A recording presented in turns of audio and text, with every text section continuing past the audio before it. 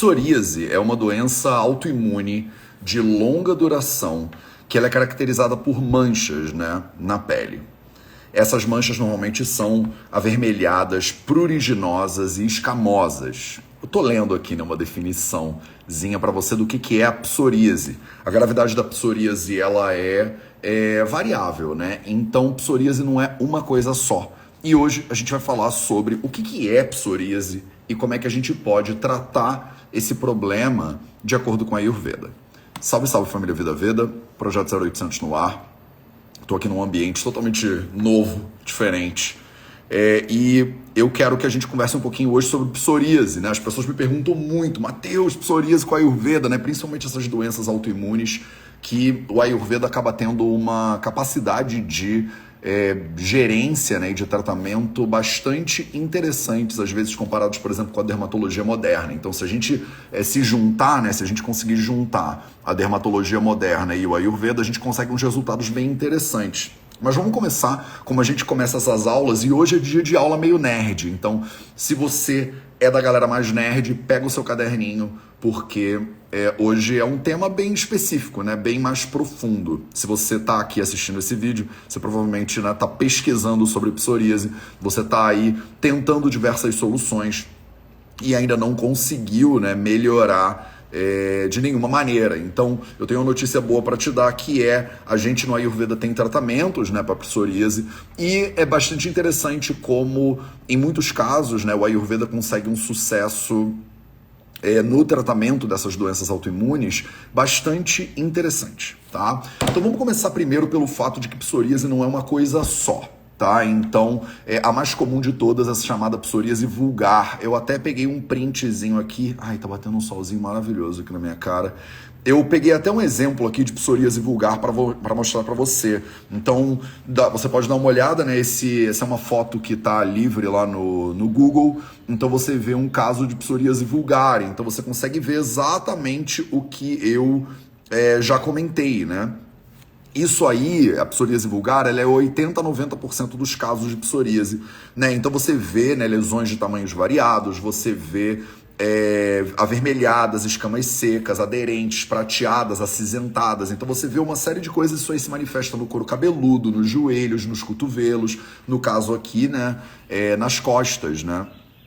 Só que a psoríase vulgar ela não é o único tipo de psoríase. Então você tem psoríase palmar e plantar, quer dizer, nas palmas das mãos e nas solas dos pés. Você tem psoríase gutata ou em gotas, que tem uma manifestação diferente. Ela é mais liquidazinha, digamos assim. Ela é umas bolinhas, como se fossem umas... como a gente fala isso em português, umas bolinhas, né? A gente tem psoríase pustulosa, a gente tem psoríase flexural ou psoríase inversa, a gente tem psoríase artropática, a gente tem psoríase eritrodérmica e a gente tem psoríase ungueal, né? Então a gente tem uma série de psoríases diferentes, mas é só para você entender que que psoríase não é uma coisa só, tá? Ela não tem uma manifestação só. Vou parar de dividir a tela então aqui com você. Maravilha. Não sei se esse solão ele tá atrapalhando vocês de alguma maneira, mas para mim tá bom, porque eu consigo pegar um pouquinho de, né, uma expectativa de vitamina D aqui, né? Então, você tem uma série de tipos diferentes de psoríase, e a psoríase ela é um problema, né? Ela é uma doença autoimune, então você tem um envolvimento muito direto dos linfócitos T aí nesse processo, e isso tudo eu tô falando só de medicina moderna para você, né? Na medicina moderna a gente faz tratamentos que são relacionados, né, com os processos autoimunes, então a gente tenta... Dependendo do caso, né, tem muita aplicação de coisas tópicas, né, na pele. Um dermatologista poderia falar disso muito melhor do que eu. Mas e para o Ayurveda, né? E para o Ayurveda, o que a gente faz, né, quando a gente pega um paciente desse? Então, você que está estudando Ayurveda comigo, já está estudando Ayurveda há um pouco mais de tempo, você já sabe, né? O primeiro passo para a gente poder tratar qualquer tipo de doença no Ayurveda é fazer um diagnóstico, é fazer um Nidana. Aí você pode falar, poxa, mas Matheus, eu já sei, né? O Nidana é psoríase, né? Mas no Ayurveda, a gente não tem essa nomenclatura. Né? Você não vai achar em nenhum clássico ayurvédico a palavra psoríase, né? O entendimento moderno das doenças é diferente do entendimento ayurvédico. Então você precisa, como boa estudante do Ayurveda, procurar o entendimento ayurvédico. E aí, se você for estudar Ayurveda e você for olhar esses sintomas que são manifestados, na maioria dos casos de psoríase, vamos pegar aqui a psoríase vulgar, por exemplo, você vai ver que a maioria deles acaba sendo encontrado dentro dos processos que a gente chama de Kitiba ou de Eka Kushta, né? Kushta é o processo mais comum para as doenças de pele, né, para as doenças dermatológicas. Então o nomezinho é Kushta. Tem vários tipos de doenças que entram dentro desse guarda-chuva, né, de doenças dermatológicas que a gente chama de Kushta, né, no Ayurveda. E você precisa, né, para entender o tratamento de um processo de Kushta, primeiro diagnosticar qual é o dosha ou quais são os doshas que estão envolvidos nesse processo. Então, no caso de Kitiba ou Eka Kushta, a gente vê uma predominância de Vata e de Kapha. Então, o mais comum é que a psoríase ela seja uma Vata Kapha Kushta, né, ou algum tipo de Kushta, né, de doença de pele, que tem um envolvimento de Kapha e que tem um envolvimento de Vata. Mas aí aqui entra, né, as dificuldades de navegar nessas doenças autoimunes na perspectiva do Ayurveda. Muitas vezes a gente, quando pega um paciente complexo, né, como uma doença complexa, por isso que tem uma dificuldade de tratamento muito grande, na visão ayurvédica ela nem tem uma doença só. Ela às vezes tem um complexo de doenças. Ela tem como se fosse, na visão moderna, uma síndrome, digamos assim, né? Então não é incomum que o mesmo paciente ele se apresente com psoríase, né, identificado e diagnosticado na medicina moderna, mas na medicina ayurvédica a gente não vai diagnosticar ele com uma coisa só, a gente vai diagnosticar a pessoa com várias. Então a gente vai fazer, por exemplo, Kushta Chikitsa, né? Já falei do Kushta, que é várias doenças de pele diferentes, de acordo com o dosha específico que esse paciente está agravado. A maioria dos casos tem envolvimento de Vata e tem envolvimento de Kapha dosha, né? A gente também pode fazer a Sayana Chikitsa, que é o tratamento, né, que é voltado para a promoção de longevidade, de saúde global, mas que ele entra aqui fortalecendo o Rasa Dhatu, né, fortalecendo a base de funcionamento do corpo da pessoa, para que ela possa ter a condição de combater nessa doença. A gente faz Vatarakta Chikitsa muitas vezes, então Vatarakta, que é muitas vezes traduzido como gota, né? Se você olhar lá, ela tem sintomas dermatológicos também e que podem ser, né, a perspectiva do Vatarakta Chikitsa, né, o Vata Dosha interferindo, né, e envenenando a Irakta Dhatu. Essa perspectiva pode ser usada no tratamento também, né, de alguns casos de Eka Kushta, em alguns casos de Kitiba, né, que aqui muitas vezes esses pacientes que chegam com psoríase acabam tendo. E a gente faz Jirna Dwara Chikitsa muitas vezes também. Então, não se confunda, né, não se confunda. Jirna Dwara, Dwara você pode pensar, mas Matheus, Dwara, eu já estudei Ayurveda, Dwara é febre, né, e o paciente que está com um negócio aqui da psoríase, ele não tem febre necessariamente, sim, né, mas Jirna Dwara Chikitsa é o tratamento que a gente faz quando a pessoa acabou de, né, já passou a febre, digamos assim, né? Ele tem uma febre que já está cozida, né? Ele tem uma febre que já está sendo digerida. E olha que interessante, né? O Dwara, ele é uma doença, que é a doença talvez original, né? A primeira doença, talvez a mais importante dentro do Ayurveda, e ele é uma doença que começa muitas vezes na digestão. Né? Então, a gente tem que relacionar aqui, né, na visão do Ayurveda, que a psoríase ela tem uma interferência muito grande digestiva. Né? A base dela, o início dela é digestivo. Então, como é que a gente faz tratamento? Né? Com o Matheus, então tá, vamos ao ponto. Né? Como tratar psoríase de acordo com a Ayurveda? Quando a gente trata alguma coisa de acordo com a Ayurveda, a gente faz 3 coisas. E a gente vai fazer as 3 sem brincadeira, 100% dos pacientes de psoríase. Então, vamos para as 3? Primeiro passo no tratamento ayurvédico, você que estuda Ayurveda comigo, você que é do Vidyalaya, você que é da nossa formação em Ayurveda, você que já fez o Fundamentos do Ayurveda, inclusive, nosso curso mais introdutório, você que não pisou em nada no Ayurveda ainda, tá me ouvindo falar e não tá entendendo nada, mas tá pensando, Matheus, isso aí parece bem legal. Então, vai lá e faz o curso gratuito, A Essência do Ayurveda. Né? A Essência do Ayurveda é um curso que a gente oferece no Vida Veda que é gratuito para você dar os primeiros passos no Ayurveda, para você entender o que é Vata, o que é Pitta, o que é Dosha, né? Para que servem essas coisas, o que é tratamento de acordo com o Ayurveda, o que não é Ayurveda, né? O que é e o que não é. Então basta você jogar no Google, né, A Essência do Ayurveda, que você encontra. Esse curso tá bombando, a gente oferece ele de coração para você poder dar os seus primeiros passos, né, dentro do Ayurveda. Se você já tá com o pé molhadinho, né, você já deu os primeiros passos, já fez o Essência, o próximo passo é fazer o curso Fundamentos do Ayurveda. O Fundamentos é um curso de umas 10 horas de duração, um curso curto, né, que você vai ter os fundamentos teóricos e práticos do Ayurveda no seu bolso. né? E se você já fez o fundamento, você já está toda inteirada, você deveria considerar fazer a nossa formação, né? A gente não está com inscrições abertas para formação agora, a próxima turma é só agosto, setembro. Agosto, setembro? A próxima turma do Vidia Laia. A Laila está aqui do meu lado.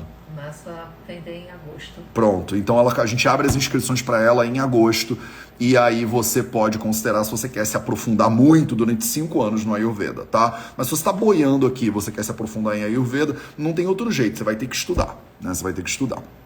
Então, eu falei pra você, né, quando a gente pega um paciente de psoríase, muitas vezes ela é mais uma síndrome na visão do Ayurveda do que uma doença só, né? A gente não trata só o Eka Kushta, a gente não faz só Eka Kushta Chikitsa. A gente faz um monte de tratamentos diferentes e paralelos aqui para poder fortalecer o Agni, né, a capacidade digestiva da pessoa, dar uma condição dos dados dela melhorarem, regenerarem, aguentarem o processo, muitas vezes está dentro de Rasayana Chikitsa, e apaziguar os doshas específicos do caso. E aí como é que a gente faz isso? Estava falando 3 etapas. A primeira, Nidana Parivardhana. Nidana Parivardhana significa que você tem que eliminar a causa do problema. Então imagina que a pessoa tem muitos fazeres e não fazeres, né, na visão ayurvédica quando a pessoa tem alguma doença. Então no caso da psoríase não é diferente. Né? Então, o que a pessoa deveria fazer e o que ela não deveria fazer, Matheus? Então, por exemplo, a atividade física via de regra é recomendado, né, para tratamento na medicina moderna também. Né? A pessoa não ter uma vida sedentária, por exemplo, né? O famoso pilar do movimento, como eu sempre ensino. Né? No pilar da alimentação, a gente vai tentar promover, né, uma dieta ou facilitar para a pessoa uma dieta mais anti-inflamatória possível, afinal ela tem uma doença autoimune. Né? Então, numa doença autoimune, o corpo está todo inflamadinho, o corpo está pulsando de inflamação. E aí a gente reduz os alimentos pró-inflamatórios e aumenta a carga de alimentos anti-inflamatórios. Mas, Matheus, o que são os alimentos anti-inflamatórios? Os alimentos anti-inflamatórios são alimentos derivados de plantinhas, né, basicamente. Então, os alimentos com grande, né, concentração anti-inflamatória, por exemplo, as frutas vermelhas, né, os mirtilos, os morangos, o açaí, né, as folhas verdes escuras, os legumes variados, quanto mais vermelhinhos, as beterrabas, cenouras e tal, você pode comer, Matheus, eu gosto de comer arroz, então come um arroz vermelho, come um arroz negro, que tem 5 vezes mais, né, fitonutrientes aí, que via de regra vão atuar de maneira, né, antioxidante, né, de maneira anti-inflamatória no corpo da pessoa. E o que são alimentos pró-inflamatórios que você certamente deveria evitar? Você deveria evitar, né, alimentos, por exemplo,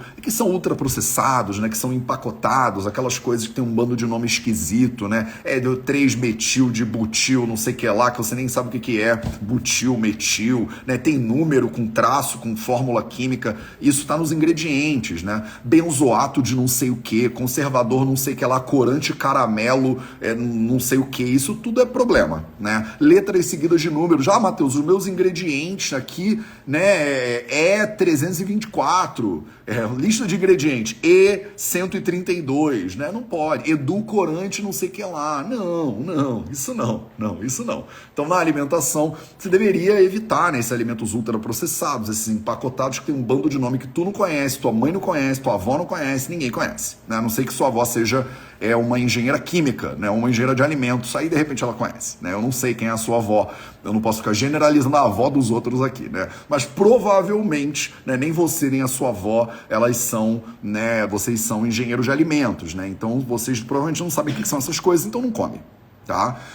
Você também não deveria comer, né, muitos alimentos de origem animal, né? Os alimentos de origem animal, eles têm uma tendência a ser mais pesados para digestão e têm um potencial mais pró-inflamatório. Aqui eu dou um destaque principal, né, para os ovos e para os lácteos.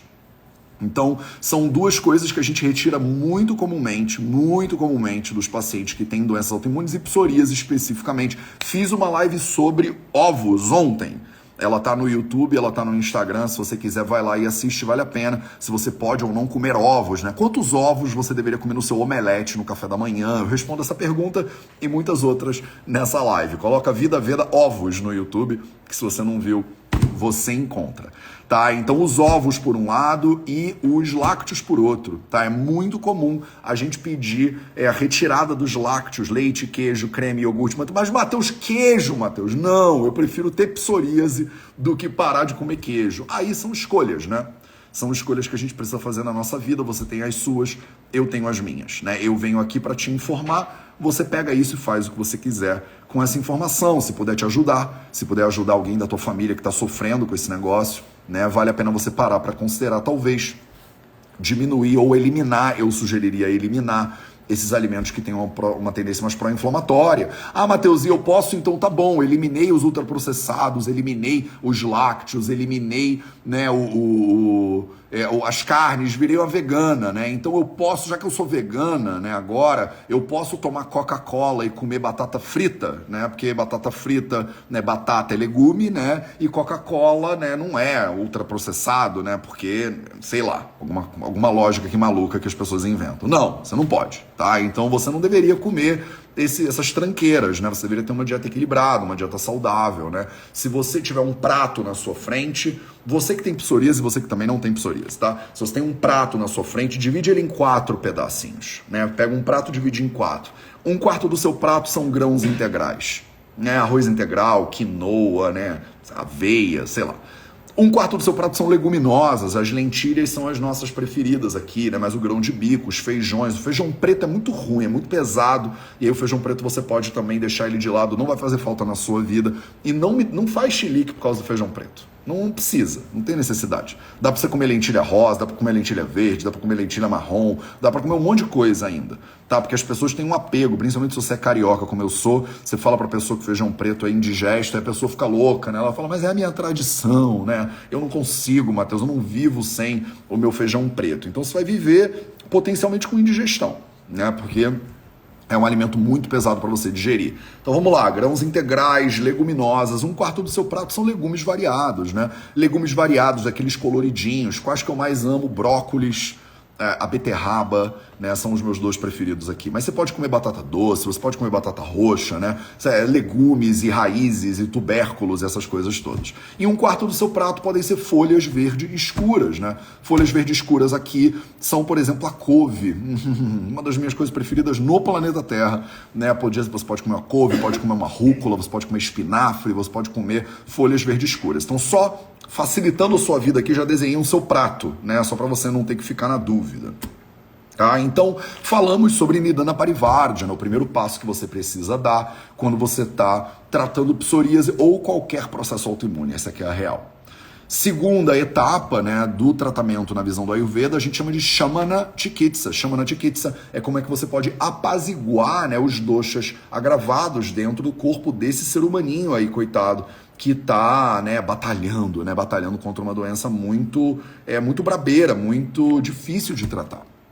E aí, quando a gente fala de Shamana Chikitsa, a gente está falando basicamente, né, das comidas, das bebidas e também dos remédios, né? E aí, entre os remédios, tem acho que 2 remédios que se destacam bastante aqui no tratamento dos kustas, de forma geral, mas do tratamento de Eka Kusta e nesse processo sindrômico aqui que eu acabei de explicar para você. E o primeiro deles é o Balsamodendron mucul, ou a Comifora wigiti, ou a Comifora mucul, que a gente chama de gugulu, né, que é uma resina, né, muito comum nos tratamentos ayurvédicos lá na Índia. E tem várias formulações que levam gugulu e que a gente usa bastante. Né? Quando a gente fala de tratamento, quando a gente fala de medicamento, a gente está falando de medicamentos para uso interno e para uso externo.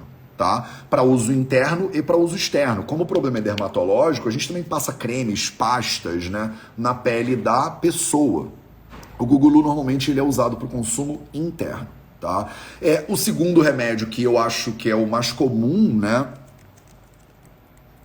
Talvez seja o mais comum de todos, estou aqui vasculhando a minha mente, mas é o Panchatikta Ghrutam, né, que é muito usado, é um ghee, né, é uma gordura do leite da vaca isolado e medicado, né, com Panchatikta, né, que ele é um amarguinho, é muito usado em problemas de pele. Muito usado também para passar na própria pele. Então, na visão ayurvédica tradicional, que eu não aplico na minha prática clínica e tenho resultados bem legais para psoríase, mesmo sem aplicar, mas eu tenho o dever como, né, guardião dessa tradição, te passar o original, né? Eu sou vegano, então eu não uso ghee, mas no original a gente usa muito, né, o ghee para tratamento de psoríase, né, e de várias doenças autoimunes aí diferentes, né? Então você vai usar, por exemplo, o Panchatikta-Ghrutam, né, para aplicação externa e também para consumo interno. Você vai usar uma formulação específica de Gugulu, né, e tem várias formações específicas, como o Kanchanara, por exemplo, que pode ser usado aqui. E milhões de outras. Se eu começar a falar de erva, a gente não vai parar, a gente vai ficar 30 horas aqui falando de erva, mas tem uma série de ervinhas que são muito boas. Matheus, eu posso botar, né, aloe vera, né, eu posso botar cúrcuma, por exemplo, eu posso botar sândalo, por exemplo, pode. Tudo isso aqui acaba sendo usado em formulações específicas na visão do Ayurveda para produzir uns remedinhos maravilhosos, alguns lepas, né, que são placas que a gente coloca, né? Você pode usar umas argilas, né, uns negócios misturados com algumas ervinhas. A cúrcuma aqui, ela é maravilhosa para isso. Algumas pessoas usam mel também, né? O mel, mel de florada silvestre, normalmente é o mais comum, que eles usam também como cicatrizante, né, da pele, para reduzir esses processos inflamatórios, tá? Então, Mahatikta-Ghrutam, Panchatikta-Ghrutam, a gente usa muitas formulações com ghee, né, no tratamento dos processos autoimunes e da psoríase aqui particularmente. Então falamos de Nidana Parivardhana, falamos de Shamana Chikitsa, vamos falar de Shodhana Chikitsa, terceira etapa do tratamento na visão ayurvédica. O Shodhana é você tirar, né, o problema de dentro do corpo da pessoa, é o que muitas vezes as pessoas chamam de detox, né, detoxificar o corpo do paciente. Como é que a gente faz isso? Tem 5 tipos de terapias principais, que a gente chama de 5 pancha terapias karma, né? Pancha karma. Então o pancha karma são 5 terapias principais. Como a maioria dos Ekakushta, né, e dos Kitiba, eles são Vata, Kapaj, Chikitsa, que é a recomendação, né, não é incomum que o que a gente faça seja Basti e Vamana karma. Tá? Basti Karma é o enema, né, medicado, ayurvédico, e o Vamana Karma é a êmese terapêutica, né? Então é o vômito terapêutico. Isso não é simplesmente você botar o dedo na garganta e você vomitar na sua casa, tem toda uma preparação do paciente para isso, para eliminar os doshas que estão, né, concentrados aí no trato digestivo superior da pessoa, então no estômago, por exemplo, da pessoa. Tá? Matheus, eu posso fazer Virechana Chikitsa para tratamento de kushta? Claro que pode, né? Sempre tem um envolvimentozinho de Pitta Dosha aí também. E o Virechana, ele não é usado só para Pitta Dosha, né? Ele é primariamente usado para Pitta Dosha, mas ele também pode ser usado para os outros doshas, se você souber o que você está fazendo, né? Ah, mas Matheus, eu posso fazer então Nasya, menos comum. Nasya é menos comum, tá? Então, entre todos eles, o Rakta Mokshana também às vezes é usado, mas o Basti, o Vamana e, terceiro lugar, talvez o Virechana sejam os Panchakarmas mais utilizados aqui. Lembrando que Panchakarmas são tratamentos hospitalares, que você não deveria fazer em casa, são procedimentos que não são ambulatoriais e são de internação. Então não sai por aí fazendo panchakarma no seu carro, né? A pessoa fala, posso fazer em casa? Não. Então posso fazer no carro? Também não, tá? O que você não pode fazer em casa, você não pode fazer no carro. Tô pensando se isso é uma regra que a gente pode usar para sempre. Tudo que a gente não pode fazer em casa... Tá, não faz panchakarma em casa, não faz panchakarma na rua, tá? Panchakarma é procedimento hospitalar, panchakarma é procedimento de internação. Você vai ficar vários dias aí, né, internado fazendo esse procedimento. Não é um procedimento de UTI, tá? Não é um procedimento de UTI, mas é um procedimento de internação. Por quê? Porque o médico, ele tem que estar te olhando o tempo inteiro, tá? Ele tem que estar te olhando o tempo inteiro e te monitorando. Porque você pode dar errado, né, no meio do tratamento a qualquer momento. Tá claro? Então falamos hoje sobre como tratar psoríase na visão do Ayurveda. Falei um pouquinho sobre o que é psoríase para você, que é um processo autoimune. E aí um comentário final aqui para você. Né? As doenças autoimunes, elas são doenças que que o Ayurveda tem sempre muito o que contribuir, né, para o tratamento dessas doenças. Na medicina moderna, muitas vezes, meus colegas que são médicos e médicas, às vezes sentem, né, a limitação das ferramentas no tratamento de doenças autoimunes. E é aí que eu acho que o Ayurveda, em outros lugares também, tem um potencial complementar muito interessante, né? Tem um potencial integrativo muito interessante, porque a gente tem protocolos de tratamento, né, de doenças autoimunes. Então, e um problema que a gente vê que é muito comum é que um processo autoimune, ele às vezes leva a outro processo autoimune. Então não é incomum da pessoa ter um processo autoimune e aí começar uma cascata de doenças autoimunes, né? Do seu sistema imune pirando e gerando outros problemas. A pessoa tem psoríase e desenvolve Crohn's, ou ela tem Crohn's e desenvolve psoríase, aí tem tireoidite de Hashimoto, ou faz um Sjögren. E aí vai assim, né? O corpo ele vai começando a quebrar, né? Ele vai dando problema em vários lugares diferentes. E a gente fica cada vez mais perdido, né? Tentando bombardear o nosso sistema imune para ver se ele para de dar problema. Aí você bombardeia o sistema imune, gera um monte de efeitos colaterais para o corpo e a gente fica meio perdido. E no Ayurveda a gente tem metodologias para sustentar, né, o processo de tratamento da pessoa, o processo de autocura, digamos assim. É meio que você tirar a pessoa que está dando problema da frente e deixar o corpo dela encontrar um caminho. Maravilha? Dúvidas? Vamos 2 minutos de dúvidas? Larga aí nos comentários se você tem dúvidas, me diz o que você achou, se você curtiu esse tipo de live mais nerdona, tem umas 300 pessoas aí, então acho que tá de boa. Você pode mandar essa live para outras pessoas, clica aqui embaixo, tem um aviãozinho em algum lugar, você pode deixar sua curtida, se você ainda não tá inscrita no canal, se você ainda não segue a gente no Instagram, segue lá, né? Eu tento gerar um caminhão, uma tonelada de conteúdo de valor para você poder ter mais saúde, para sua família ter mais saúde também. Se você tá querendo molhar o teu pé e aprofundar no Ayurveda, faz lá o nosso curso gratuito, A Essência do Ayurveda, e se você já fez, faça o Fundamentos do Ayurveda, que é o nosso curso que realmente vai te dar fundamentos práticos e teóricos para você realmente, né, saber a Ayurveda direito, e não esse bando de mal entendido que tem aí pelas internets da vida. Tá bom? Vocês estão só agradecendo e sendo muito, muito legais e muito amorosas. Deixa salva a live, Bruna! Eu sempre deixo salvo todas as lives. Não se preocupa, tá tudo no YouTube. Tem milhares de vídeos lá pra você. Matheus, dermatite trata da mesma forma? Não, Luciana Custódio Biernaschi. Mas a gente tem que olhar de uma maneira parecida, tá? Nunca trata nada da mesma forma, tá? Até porque você não trata psoríase da mesma forma. Depende do paciente, depende muito do paciente. Mas você precisa olhar para a doença de maneira parecida. Principalmente doenças dermatológicas, né? Elas têm muitas coisas em comum. Eu amo as lives nerds, disse a Camila Nascimento. Que bom, Camila, eu também. Eu amo fazer as lives nerds. Feijão germinado não aconselha, grão de bico é ok para psoríase. Daiane Brasil. Feijão germinado, a gente não aconselha muito os germinados, na verdade, porque eles têm uma tendência a agravar um pouco o vata dosha, tá? E o grão de bico é a mesma coisa, ele é uma leguminosa, então ele pode gerar muitos gases, ele pode ser pesado para digestão. Se você está com a digestão, se o paciente de psoríase está com uma digestão complicada, o melhor é a gente usar alimentos que são mais fáceis de digerir. E talvez aqui o grão de bico e os feijões, né, as leguminosas germinadas, não sejam muito fáceis. Matheus, como substituir o ovo? A minha dieta é puro ovo. Linhares Bebê falou. Linhares Bebê. Bebê, vem cá, bebê. Você pode substituir o ovo por milhões de alimentos maravilhosos, né? Se você está preocupado com a proteína, por exemplo, do ovo, você pode substituir o ovo por hummus, você pode substituir o ovo por tofu, ou os barulhos esquisitos vindo atrás de mim. Beleza, deve ser um poltergeist. Então, como substituir o ovo? Você tem uma dieta equilibrada, balanceada, não é uma coisa que vai substituir o ovo. Não é uma coisa que vai substituir o ovo. O teu alimento, os teus alimentos, a tua dieta tem um equilíbrio, né, nutricional, calórico, proteico adequado. Então vocês precisam abandonar essa mentalidade de substituição.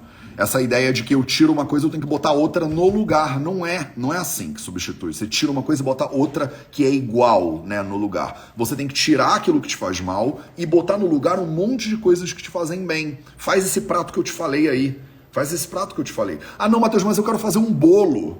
Eu tô querendo cozinhar um bolo, eu preciso da liga, né, do ovo para cozinhar, para fazer um bolo. Então você faz um ovo vegano, como a gente chama. O que é um ovo vegano? Uma colher de sopa de chia ou de linhaça hidratado em uma colher de sopa de água. Deixa virar aquela geleca, né? Uma colher de sopa de chia hidratada em uma colher de sopa de água, ela substitui um ovo na receita da maioria das coisas que você quiser fazer. Então pronto, isso é uma substituição direta na receita, né? Mas se você, mas eu quero comer ovo mexido, faz um tofu mexido. Olha que chique, né? Você compra um tofuzinho, faz lá ele mexidinho, bota uma cúrcuma, tempera ele como você temperaria, fica uma delícia e você vai estar comendo mais proteína do que tem no ovo e você vai estar evitando, né, a colina, essas outras coisas que podem dar problema para você. Matheus, toda síndrome é uma doença autoimune? Não, Aninha Crispim, não é toda síndrome que é uma doença autoimune. Então, posso citar algumas síndromes aqui para você. Síndrome significa que a pessoa tem vários problemas ao mesmo tempo, que não é uma doença, são várias doenças manifestas ao mesmo tempo, tá? E elas não são necessariamente sempre autoimunes, né? Então, beleza.